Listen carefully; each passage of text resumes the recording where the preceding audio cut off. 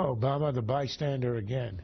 Here are the Egyptians in the millions out on the street trying to bring down an Islamist government, increasingly dictatorial, increasingly intolerant, arresting journalists and judges, trying to Islamicize the military, and the people are saying no. And what does the President of the United States do? He takes a position of studied neutrality. He says he's not supporting either side. And yet, as you pointed out in the Mubarak revolution, he obviously he took the side of the people. He demanded that Mubarak had to go. He was not neutral. All right, folks, it's Charles Krauthammer on the Fox News Channel last night. Welcome back to the Steve Malzberg Show. What we're seeing in Egypt is unbelievable. If you look at those pictures, I mean, it looks like, if you've seen the pictures over the course of the few days, if you're watching at Newsmax.com right now, you saw that from last night. It looks like, you know, 1 million people. And they're talking about millions and millions of people, 20 million plus, signing petitions to get Morsi, the president, out. Joining us now to talk about all of this is Mike Ghouse. He's president of the Foundation for Pluralism. And I teased a little bit before, Mike. I said when you come on, we're going to say words that are only plural. I love that. We need to propagate that idea, Steve. There you go. Well, just cut me in 5%. We'll be okay. Anyway, welcome to the show. Good to talk to you. So, you know, I want to give an update on the Obama administration. There are reports, and maybe it's been, you know, I've been watching the trial all day when I haven't been on the air, so I haven't seen the White House press conference. But there were reports that the Obama administration is appearing to be urging Morsi and his government to schedule early elections, which is one of the demands of those in opposition to his government. What do you know about that? I did not look at that. I'm preparing for a keynote speech tomorrow night, and I was preparing, and I did not look into details. Well, I'll take 5% of that too. But go ahead. But that is the right thing to do. That's, in fact, on Hannity's show last night, I was advocating the very same idea. Instead of, I mean, they were democratically elected, although people really did not want the brotherhood out there.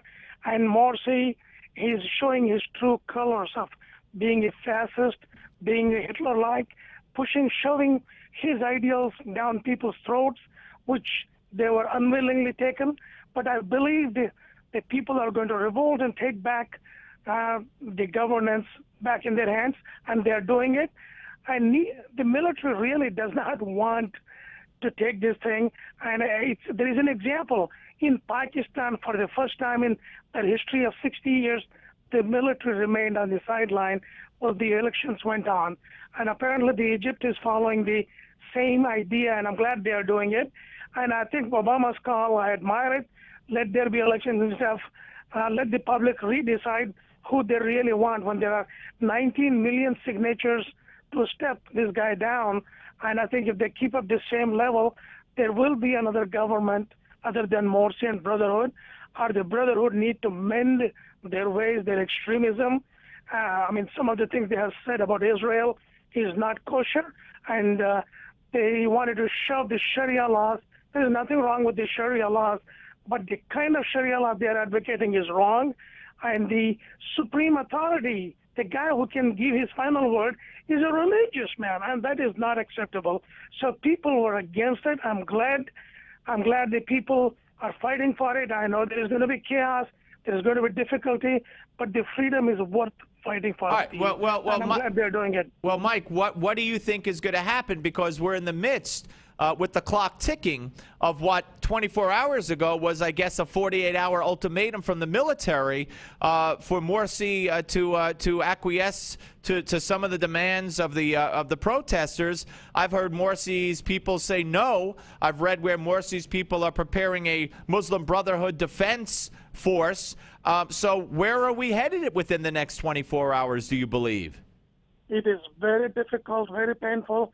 But what Obama has suggested is the right thing. I think Morsi needs to step down and announce the election and let the public decide what they want. I think if Morsi is preparing his defense forces, he is proving himself to be an evil man. We don't need a guy like that. We don't need to support him. Somebody who wants to crush the public protests, public has a right to protest, and that is a symbol of democracy. And I'm glad Obama has taken finally at least one right step in that nation. Well, it's funny you say that. Let's go to cut 18. This is also Charles Krauthammer yesterday talking about basically what, in my view, Obama spearheaded to get us here in the first place. Here's cut 18. But there's also the idea of the national interest. Mubarak was pro-American. He was an ally of ours. He helped us in all kinds of ways, and Obama worked against him. Morsi represents a movement which is essentially, in at heart, deeply anti-American and deeply anti-democratic, and yet he's neutral on this. This is a shocking position for a president to take. Okay, now, let's go back in time, if we could. How much blame do you lay at the footstep or doorstep, I guess, not the footstep, of Barack Obama? Let me make a disclosure first. I am a Republican. I need to make that clear. And then I'm acknowledging Obama made the first correct foreign policy decision, and I disagree with Charles Krauthammer. Look at two quick situations. In Iran, when the revolution took place, we supported a guy who was tyrant, who was killing the people, and when they got the freedom, they hated us because they hated their ruler who he supported. And Obama reversed that damn thing, and he supported the public, which is the right thing to do. Relationship between the United States and Egypt is between two people and people, not dictators who come and go. And Obama did the right thing, and right after that, Steve, we do not have public extreme demonstrations, anti-American demonstrations in Egypt, because it was the right foreign policy of Obama supporting the people. And now he's again supporting the people in a way that he's calling for elections. Let people decide who runs the country. And I agree with one point of Krauthammer, that guy, Morsi, was not the right guy. But since there was chaos in the nation, there was nothing organized in the society, whoever came forward with some plan, people went along with it. If someone else had a better plan, people would have gone with the other person. Now, as a foreign policy, we may want to consider training a few people in Egypt, not to dictate our terms, not to influence them, at least get them some ideas how the democracy works, and hopefully they will find the right leader, but not the Morsi guy.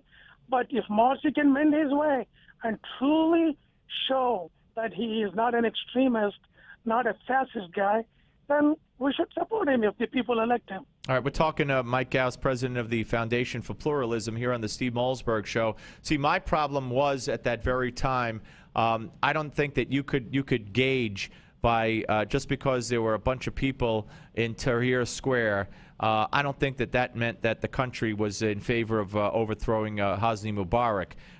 And I think the people now regret it. And I think that Barack Obama had an interest in putting the Muslim Brotherhood in power. I think Barack Obama wants to keep the Muslim Brotherhood in power. And I think we saw that with what he did in Libya.